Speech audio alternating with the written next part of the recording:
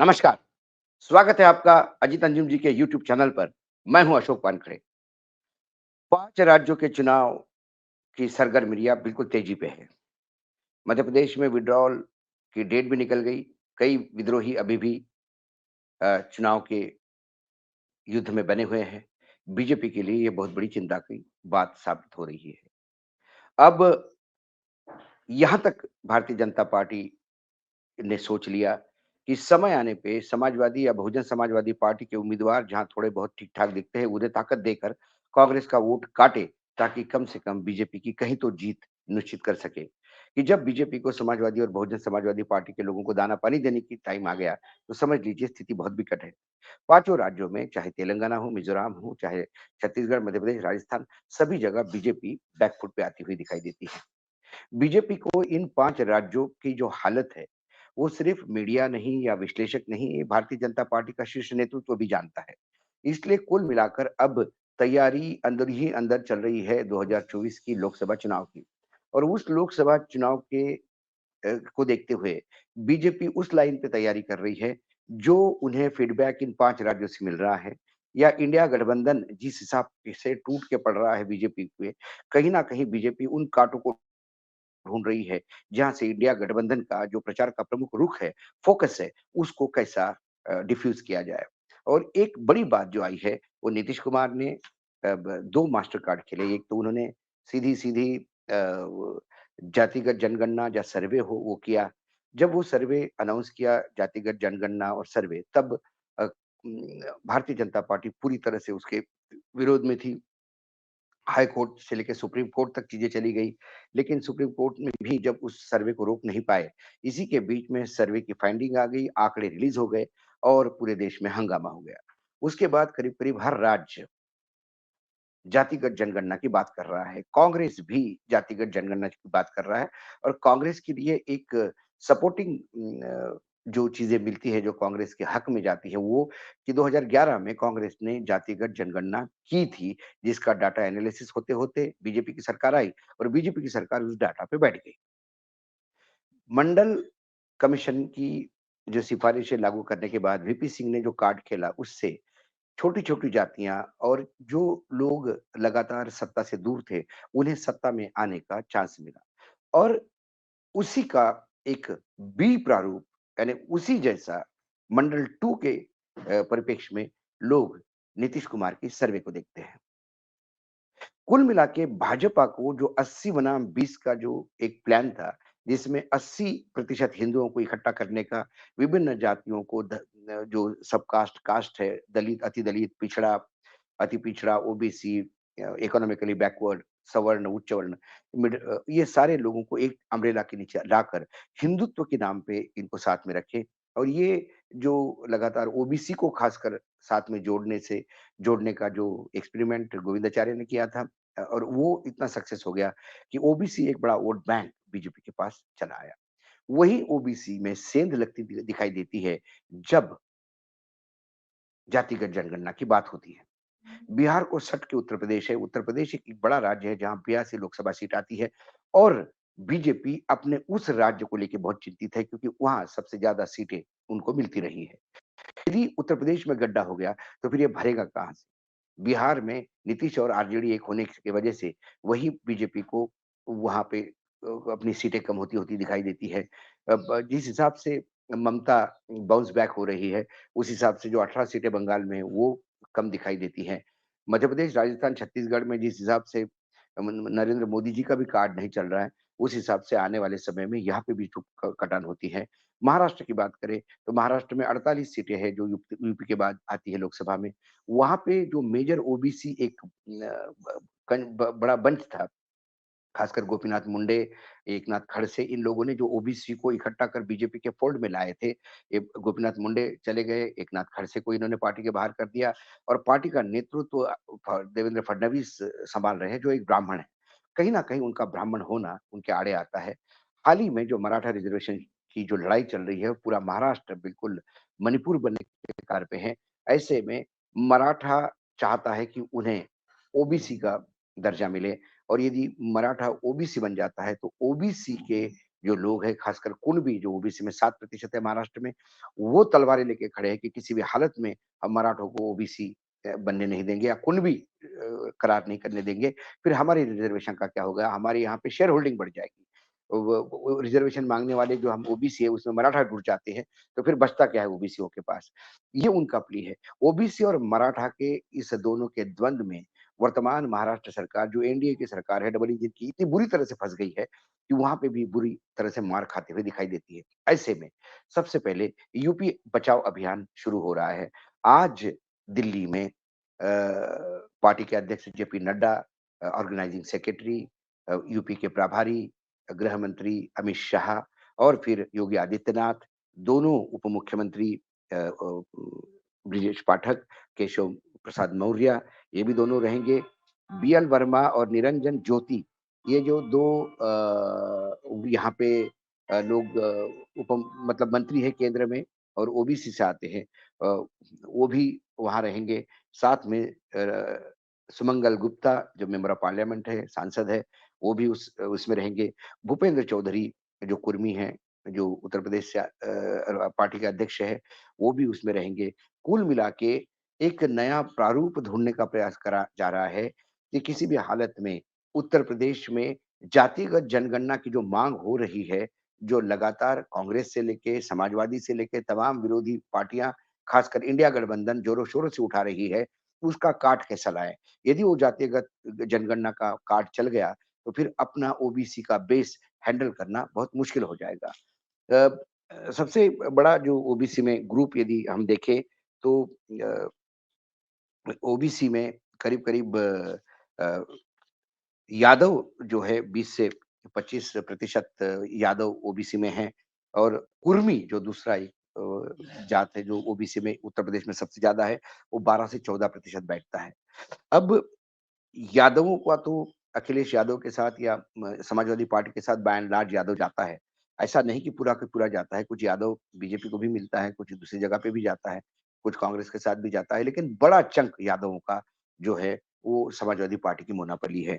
और कुर्मी जो है 12 से 14% वो मोनोपोली मानी जाती है बीजेपी की।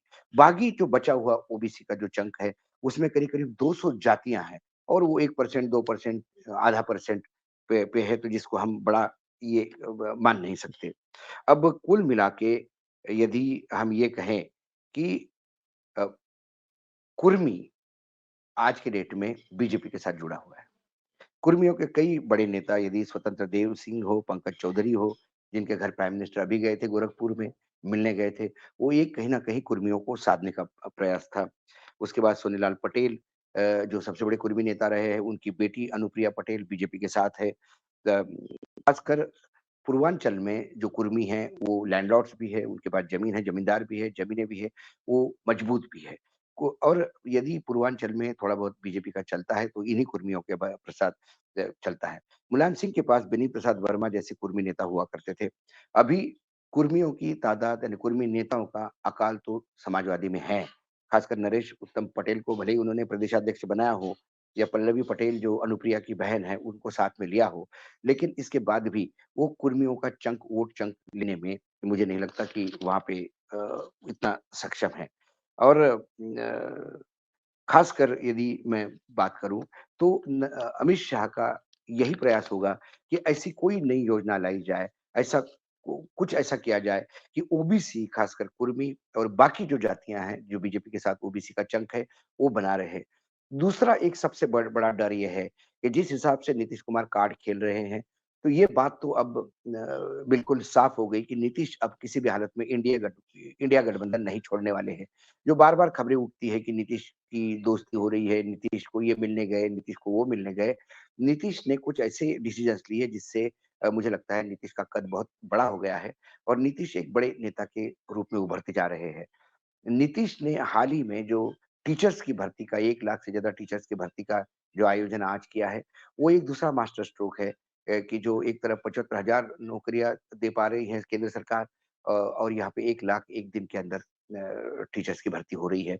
ये एक बड़ा परिवर्तन बिहार में मानेगा। ये बीजेपी के लिए बिहार में और तकलीफदायक हो गया। एक बार-बार जो खबरें उठती है कि यदि नीतीश कुमार लोकसभा फूलपुर से या दूसरी किसी उत्तर प्रदेश के कॉन्स्टिट्यूएंसी से लड़ते हैं, तो ये बात तय है। तो इंडिया गठबंधन बिहार में ही नहीं, बिहार में भले ही कुर्मी प्रतिशत कम हो, लेकिन कुर्मी और यादव और मुसलमान और कांग्रेस के जो ट्रेडिशनल वोट है, इकट्ठा होने पे बिहार में ये गठबंधन बहुत भारी पड़ रहा है। दूसरी तरफ कुर्मी के नेता जो आज के डेट में निर्विवाद रूप से सबसे बड़े नेता नीतीश कुमार है कुर्मी के। यदि कुर्मी के नेता के तौर पे यदि वो उत्तर प्रदेश में उतरते हैं, तो फिर बिहार में कुर्मियों के जो वोट बैंक है बीजेपी का, उसमें बड़ी सेंध लग सकती है। और ये मार सिर्फ बिहार में नहीं, ये बिहार से हट के छत्तीसगढ़ तक जा सकती है। छत्तीसगढ़ में बघेल वो भी कुर्मी हैं, तो बघेल, नीतीश कुमार, बिहार, उत्तर प्रदेश और छत्तीसगढ़, ये पूरा एक बेल्ट है। इस बेल्ट में आपको लोकसभा में बीजेपी को बड़ा छेद होने का या बड़ी तकलीफ होने की बात है। तो इन सभी के लिए आज एक बैठक होने जा रही है। बहुत प्रयास कर रहे हैं कि ये ओबीसी का काट का कैसा प्रयास करें। हालाँकि प्रधानमंत्री बार-बार 1-2 बार ब बोल के उन्होंने प्रयास किया मतदाताओं के बीच में जब चुनाव प्रचार रैली में जा रहे थे, तब उन्होंने कहा कि जातिगत जनगणना करके इंडिया गठबंधन जो है, ये खासकर कांग्रेसी हिंदुओं को विभाजित करना चाहते हैं।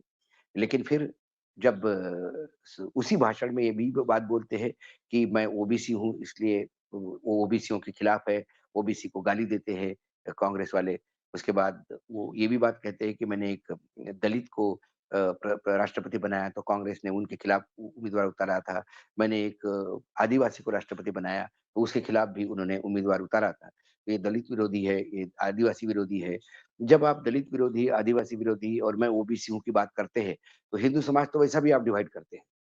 तो कुल मिला के वो बात भी मतदाताओं के गले नहीं उतर रही है, तब उन्होंने वो भी बोलना छोड़ दिया है।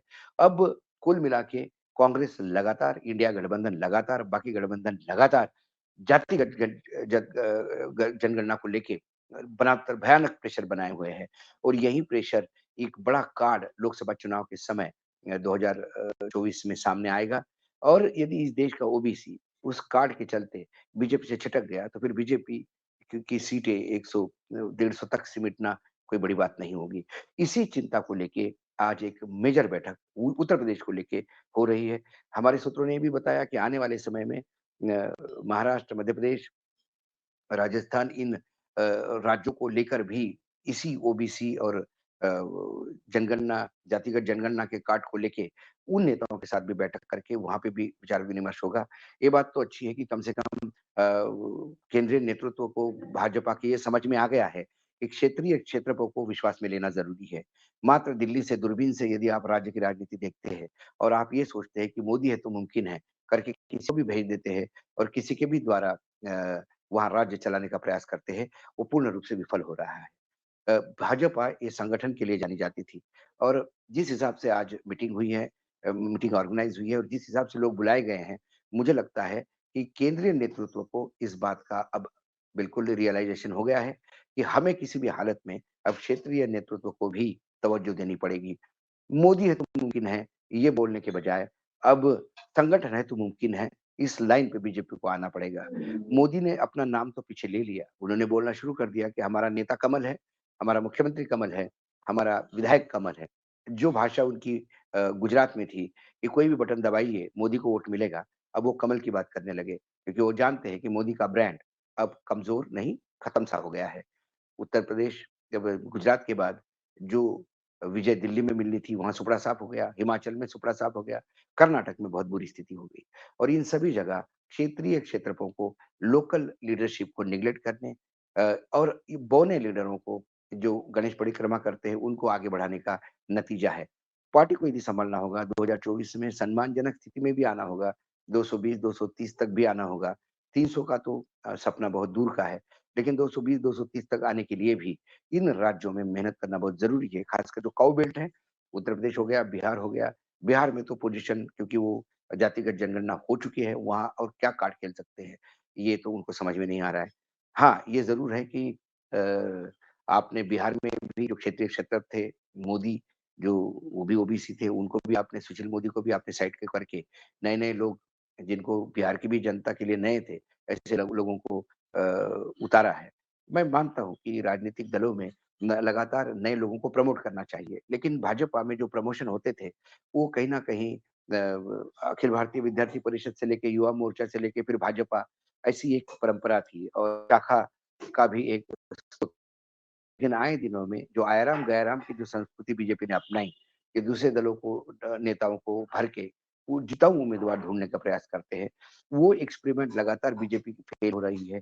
वो बंगाल में फेल हुआ, 34 एमएलए में से सिर्फ 2 जीत पाए। महाराष्ट्र में बुरी तरह से फेल हो रहा है। कर्नाटक में देखा कि जो एमएलए इधर से उधर चले गए थे, वो जीत नहीं पाए। कुल मिलाकर लोग जब ये पार्टी बदलने वाले विधायक होते हैं, इनके प्रति विश्वास नहीं रखते। कैडर नहीं जाता, भले ही नेता चला जाए। और यदि नेता गन पॉइंट पे चला जाता है, जैसा मध्य प्रदेश में है, जैसा कर्नाटक में हुआ, जैसा म म महाराष्ट्र में हुआ। यदि आप ईडी, सीबीआई का डर लगा के यदि लोगों को अपने साथ लेते हैं, तो भूल जाइए कि वो परमानेंट आपके साथ रहेंगे। जिस दिन आप कमज़ोर हो जाएँगे, वो सबसे पहले आपकी पीठ में छुरा घोंप के चले जाएँगे। ये लगातार इस महा अपने देश में होते आ रहा है और ये कइयों ने देखा है। इस वजह से जो पार्टियाँ तोड़ी वो ज़्यादा ताकतवर होके उभरी है। दूसरी ओर उन्हीं पार्टियों ने ये जो मराठा आंदोलन है, मैं नहीं मानता महाराष्ट्र में जो इतना आग फैला के बैठा है, इसके पीछे शरद पवार का लॉजिस्टिकल हेल्प नहीं होगी। बगैर शरद पवार के समर्थन के मैं नहीं जानता कि जो आदमी जिसको 3 महीने पहले उसके गाँव के सिवा कोई नहीं जानता था, वो मनोज जरांगे पाटिल आज 7-7 लाख की भीड़ इकट्ठा करता है। इसके पीछे कहीं न कहीं शरद पवार का हाथ है। शरद पवार अपनी ताकत इनडायरेक्टली इस रूप से दिखाना चाहते हैं। शरद पवार को कमज़ोर छोड़ा समझा, अजित पवार को ब उद्धव ठाकरे को कमज़ोर समझा, यहाँ येदियुरप्पा को कमज़ोर समझा, वहाँ मामा को कमज़ोर समझा शिवराज सिंह को, रमन सिंह को कमज़ोर समझा, आपने सोनेवाल को कमज़ोर समझा, आपने दास साहब को झारखंड में कमज़ोर समझा, आपने वसुंधरा को कमज़ोर समझा। ये तमाम इन लोगों को जब हाशिए पे आप डालते रहे हैं, ये लोग कहीं न कहीं पार्टी को अपनी स्थिति कितनी मजबूत है ये दिखाने के चक्कर में पार्टी डैमेज होती है, खासकर मोदी, अमित शाह की लीडरशिप पे सवाल उठते हैं। पंकज चौधरी के यहाँ जब वो गोरखपुर में प्रधानमंत्री गए और गोरखनाथ मठ न जाते हुए पंकज चौधरी के लिए गए, यही बात वहीं से शुरुआत हुई कि शायद अब क्षेत्रीय क्षेत्रपों के सामने केंद्रीय नेतृत्व में नतमस्तक होने का प्रयास शुरू किया है। उसी प्रयास में मैं आज एक मीटिंग देखता हूँ। ये मीटिंग आज 3 बजे शुरू होगी, लेकिन अजीत अंजुम जी के यूट्यूब चैनल पे हमने सोचा कि इसका एक बैकग्राउंडर आपके सामने लाएँ। मीटिंग की क्या परिणति होती है, ये भी आपके सामने लाएँगे। अ, आज इतना ही, फिर आऊँगा किसी विषय के साथ, तब तक के लिए नमस्कार। देखते रहिएगा अजीत अंजुम जी का यूट्यूब चैनल।